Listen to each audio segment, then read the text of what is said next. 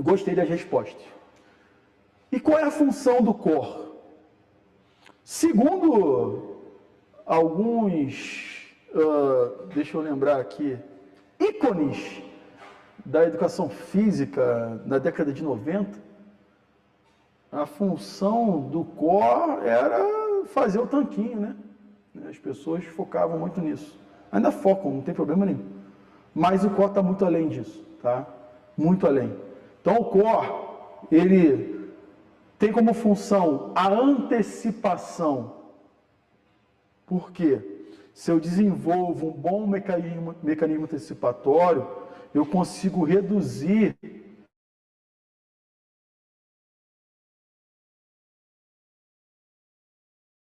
certo?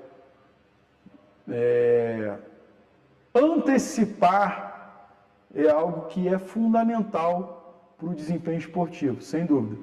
Mas antecipar também é algo muito importante no processo de reabilitação, perfeito? Lembrando que em situações de cirurgia, Haroldo, o meu aluno operou a coluna lá, fez uma artrodese.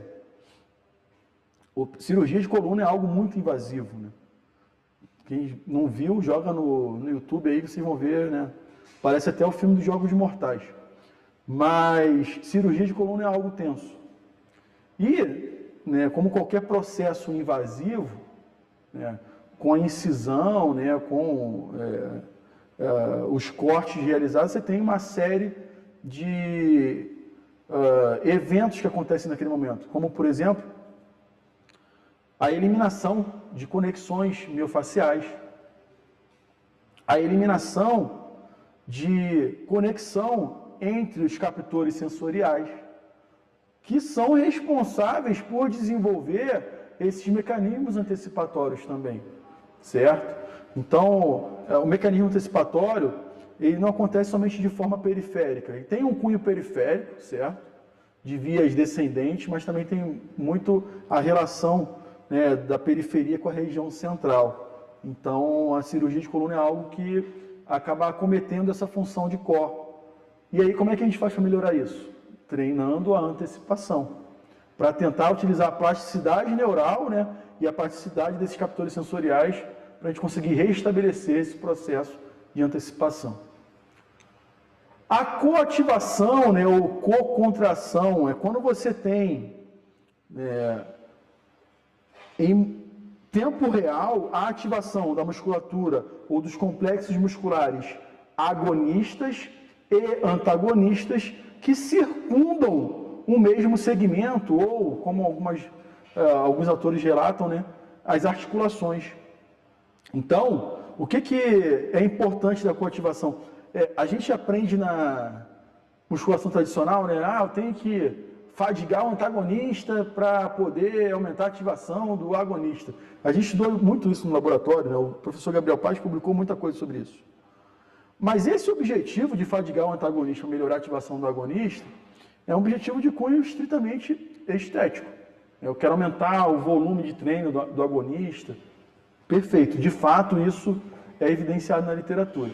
Mas pensando em reabilitação e performance, quando a gente faz a fadiga do antagonista para melhorar, né, ou otimizar a ativação do agonista, a gente está causando, ou provavelmente causando, uma alteração no centramento articular. Por quê? A musculatura agonista e antagonista, eles cruzam uma articulação ou articulações.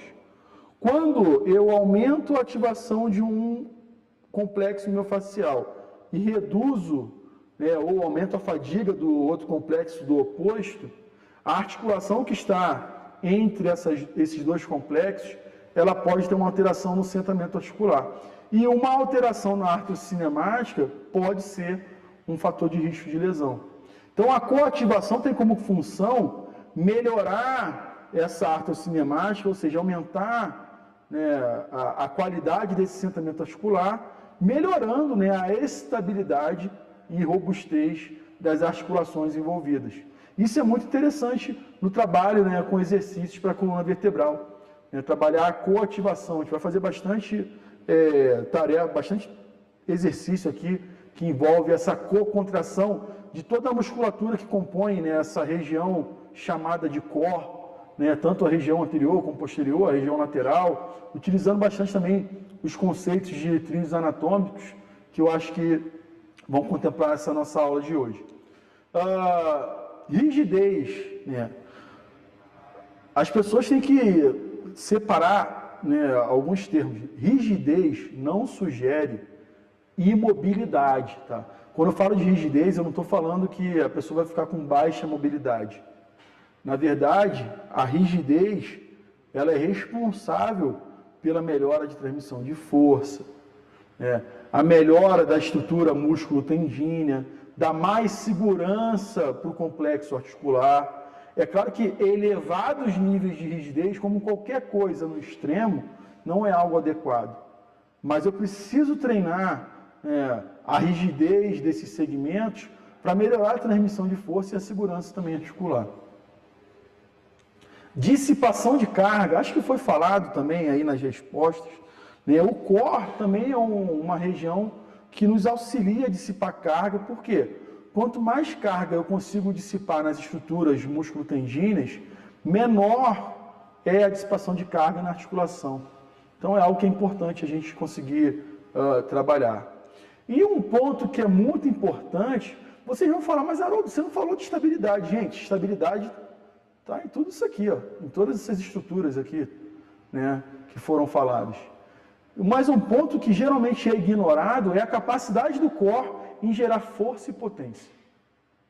Isso aí, sem dúvida, é algo que as pessoas esquecem muito.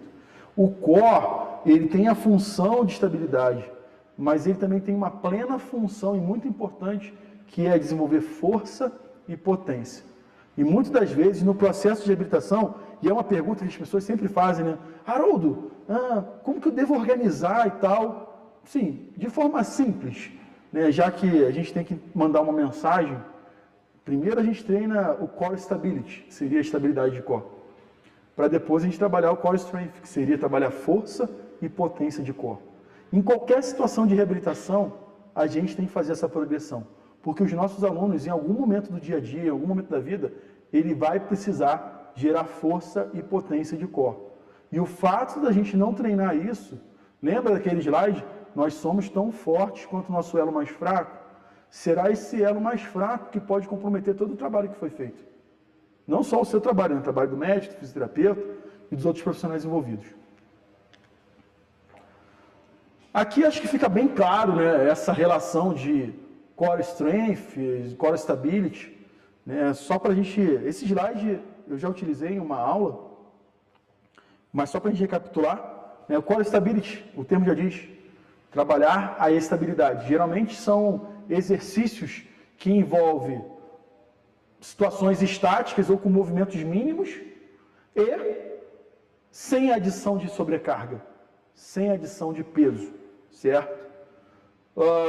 No Core Strength, o modelo de treinamento geralmente envolve a adição de sobrecarga externa, os movimentos são dinâmicos e o interessante é, no final do processo, utilizando, né, segundo essa literatura, o Core Stability, você tem uma redução do risco de lesão. Por quê? Essa literatura está muito relacionada a o indivíduo tem lesão na coluna porque ele tem pouca estabilidade de core. Isso é interessante? Numa abordagem biopsicossocial, sim. E o Core Strength está muito relacionado à melhora da força de core e, obviamente, a literatura sugere que a melhora da capacidade de gerar força e potência de core otimiza a capacidade do indivíduo em gerar velocidade, em gerar agilidade e em gerar potência. Nos programas de treinamento que eu utilizo hoje, tanto no processo de reabilitação quanto também com os atletas de alto rendimento, eu utilizo muito os exercícios de estabilidade, mas dependendo do nível de treinamento dos indivíduos, eu faço de forma exacerbada o treino de força e potência de core, tá? Porque, sinceramente, qualquer esporte que tenha mudança de direção, onde existe essa questão do momento, né? O momento seria a massa vezes a velocidade, certo? Então, na transição de mudança de direção, onde eu vou ter que alterar o sentido da força aplicada, né? Essa capacidade de gerar força e potência de core são muito importantes. E nos esportes em geral, isso acontece muito. Para vocês terem ideia, numa partida de futebol, um jogador de futebol faz mais de 700 mudanças de direção durante uma partida. É muita coisa. E ele não precisa só de estabilidade para fazer isso. Ele precisa de muita força. Aí as pessoas vão falar, ele precisa de força de membro inferior. Se ele fosse depender somente da força de membro inferior para fazer a mudança de direção, ele não conseguiria fazer.